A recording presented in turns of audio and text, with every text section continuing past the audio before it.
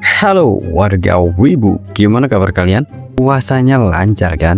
Sebentar lagi kan udah mau selesai. Seperti biasa, gua mau review One Piece chapter 1141. Ini dia, langsung saja. Ikimasu Soyo. Kasumi no kokyū. Shichi no kata. Shibuki.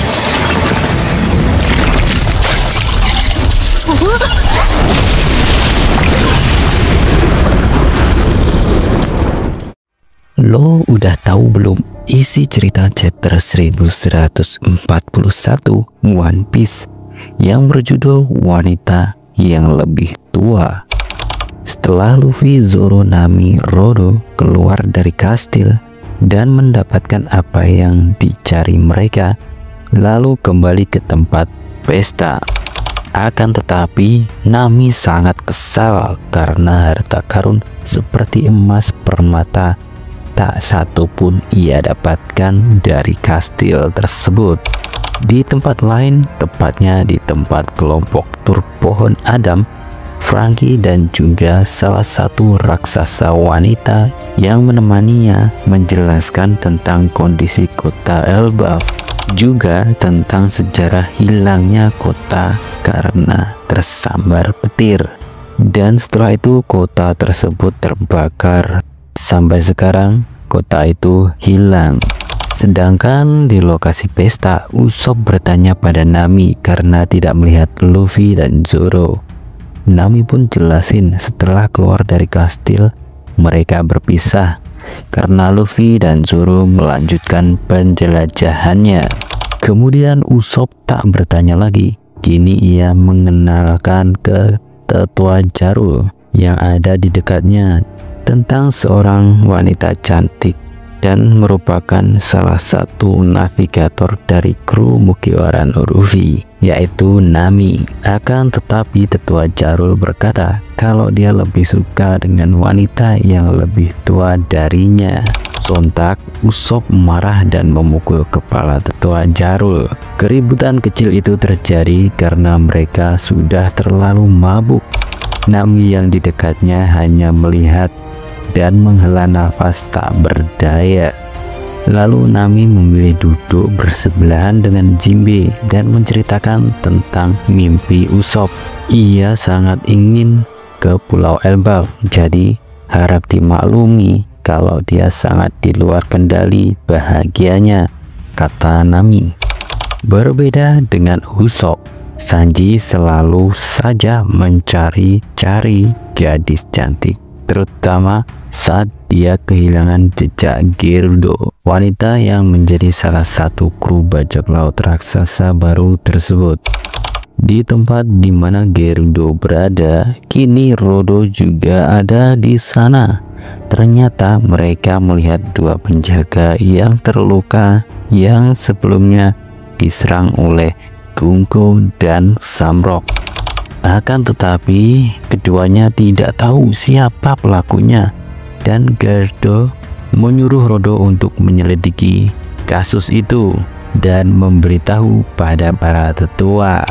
Gerudo yang melihat gerak-gerik aneh Rodo langsung menghajar dia sampai terkapar, dan ia pun berkata, "Cepat beritahu aku apa yang kau sembunyikan. Kau pasti tahu sesuatu." Dan di Underworld, Luffy dan Zoro telah sampai di lokasi di mana Loki berada. Mereka membawa kunci untuk melepaskannya.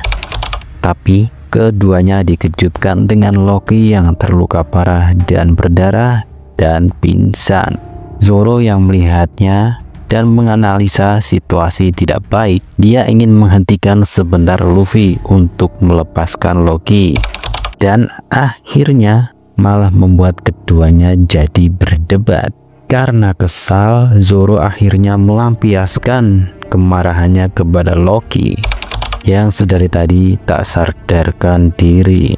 Luffy yang melihat itu langsung melotot dibuatnya. Luffy pun tak berdaya dibuatnya, jadi dia hanya berteriak-teriak marah karena kesal juga. Tapi akhirnya Zoro pun memutuskan untuk membuka kunci rantai karena rantai tersebut terbuat dari batu laut setelah ia memastikan kalau Loki masih hidup. Kenapa Luffy tidak melepaskan Loki sendiri? Karena rantai itu yang terbuat dari batu laut adalah musuh terbesarnya, para pemakan buah iblis. Luffy sangat bersemangat dan dia pun juga ingin mencari dokter untuk segera menyembuhkan Loki dan juga akan memberinya makanan daging.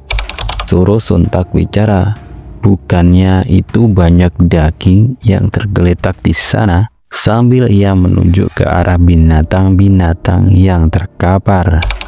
Luffy yang mengedarkan pandangannya dan melihat ke arah binatang-binatang itu langsung kesal.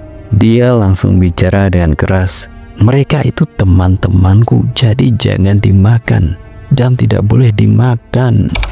Zoro hanya bisa tersenyum getir dan hanya pasrah dengan tingkah kaptennya itu.